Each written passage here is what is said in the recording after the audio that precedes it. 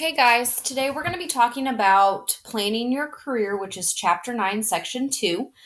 Last section, we kind of talked about the career planning process and the differences between a career and occupation.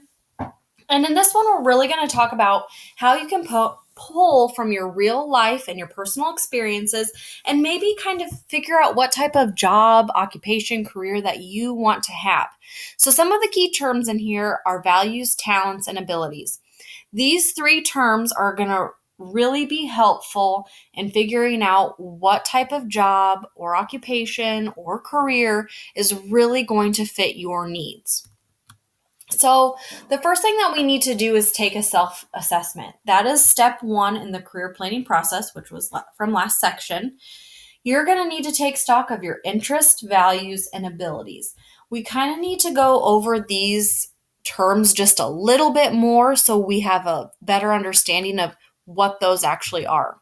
So, for your interests, what do you like to do in your free time? If it's play video games, maybe you can start, developing different games, or you can work with some type of games. I'm not really educated in that, so I don't really know what that is, but maybe you can come up with some of the software or programs. If you're really social and you like to talk to people, that's something that can turn into a position, not just talking to people, but maybe you work in customer service or you really like talking people into things. You could be a salesperson. If you don't like to talk to people, then maybe you're not in the customer service position. You work at something where you're at your desk. If you like researching, say you get a worksheet and you really enjoy going and finding the answer. Maybe a job in research would be something that you would like to do. So you want to make sure that whatever career pathway you start to follow, you pick a job that you actually are interested in. If you don't like the content that you're, doing, then you're not going to enjoy it. I knew I wanted to be a teacher. I didn't know what I specifically wanted to teach, but through my different experiences, I found out that I like the world of business. So that kind of went hand in hand. Another thing in your personal assessment that you need to take stock of are your values. These are things that you hold important to yourself. They're important to you, it's what kind of guides you. This could be money, power, prestige, family, having nice things, living in a certain community, driving a certain car. Those are all things, whatever's important to you, that's what's important to you. If you really, the most important thing is that you get money, then that's what needs to be at the top of your list. If family's what's at the top of your list, then, maybe you pick a position where you don't have to necessarily work that many hours or you get your weekends free. Those are things that are going to kind of factor in to what job you want. If money was the most important thing to me, I probably wouldn't have picked being a teacher. Family is important to me.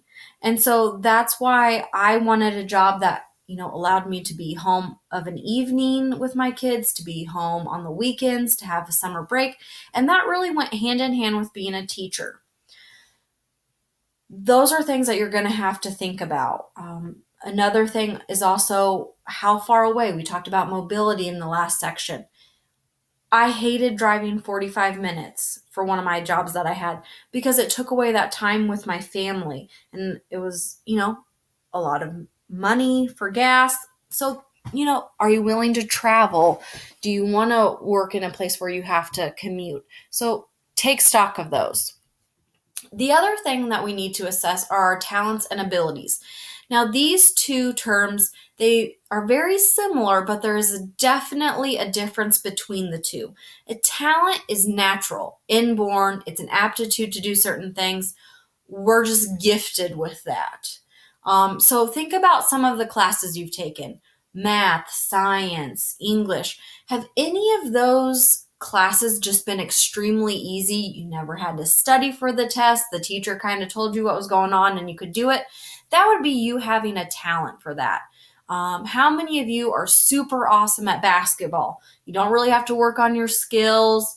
You just, the first time you had a basketball, you made a basket. That's a talent. Now, an ability It's still something that you're really good at, but you had to work for it. You had to develop that talent, I guess you could say, for you to be a good basketball player or a good football player or really good at math. I was really good at math in high school, but it wasn't a talent, it was an ability. I worked my butt off to get that A. I had to go in and ask for help. I had to, go through the textbook and go through multiple examples.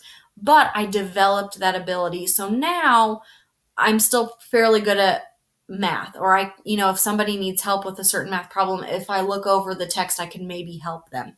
So how's that going to, help with planning your career? Well, don't you want to do something that you're good at? I don't want to go into a position where I am horrible at it, where I fail. If you have a good talent or ability, use that. So if you are really good with sports, and you have a knowledge of sports, maybe that's, going towards your career pathway. I really enjoy reading, but that doesn't mean that I necessarily can write a book. That's not necessarily an inborn talent that I have. If I wanted to write a book, maybe I would need to work on that skill to do that. So you just kind of have to be aware of what your strengths are, what you're good at doing, and how could that maybe translate to a job. A work study program. Now we've kind of talked about what we can do during the personal assessment.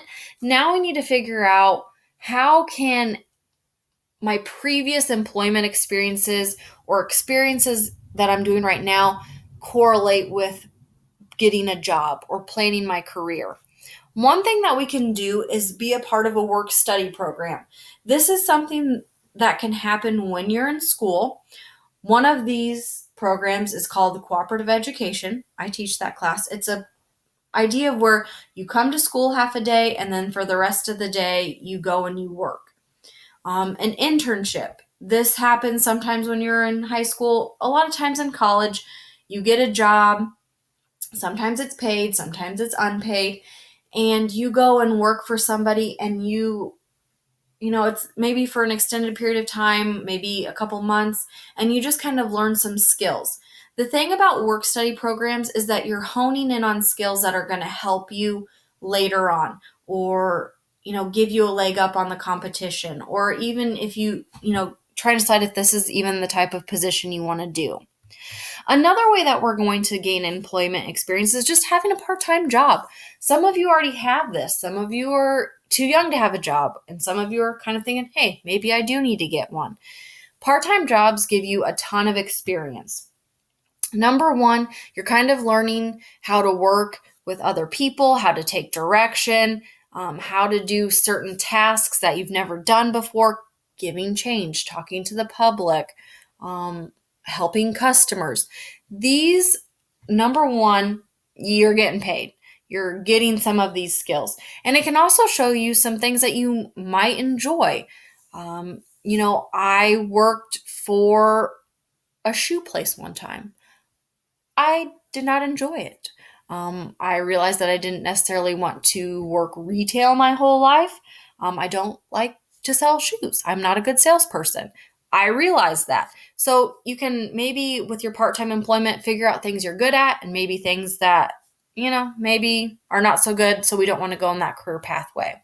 One thing I do want to say about the part-time employment, you are also making contacts with people, getting to know some other people. They could be references. They might be able to give you a good reference or even, have a job somewhere and that's your contact. Volunteer activities. If you work with the community, these are some excellent ways that you can gain some experience with your work ethic. Obviously, you're not getting paid, so you're doing something that doesn't necessarily need to be done or you have to do, but you want to do it. It also helps develop organizational skills. You're also getting some contacts with that as well. School activities. Now, I know that doesn't seem maybe necessarily true, but it is. You are learning how to do certain things now that are going to help you whenever you get your job. If you are somebody who can follow instructions fairly decently, who likes being given an assignment and going through the tasks or working in a group. Those are some activities that you're doing right now that are going to help you on the job. So, research and communication skills, you're learning how to compile data. You're learning to find different avenues of finding the answer to things. You're working on your communication skills, whether it's speaking clearly, working on your English, putting things in, paper form, maybe even email. You're learning those things. You're learning to work as a team. You're also learning some things that you like, even in this experience. Do you like getting the instructions over the internet through like an email? Can you follow those instructions? Or are you needing that face-to-face contact?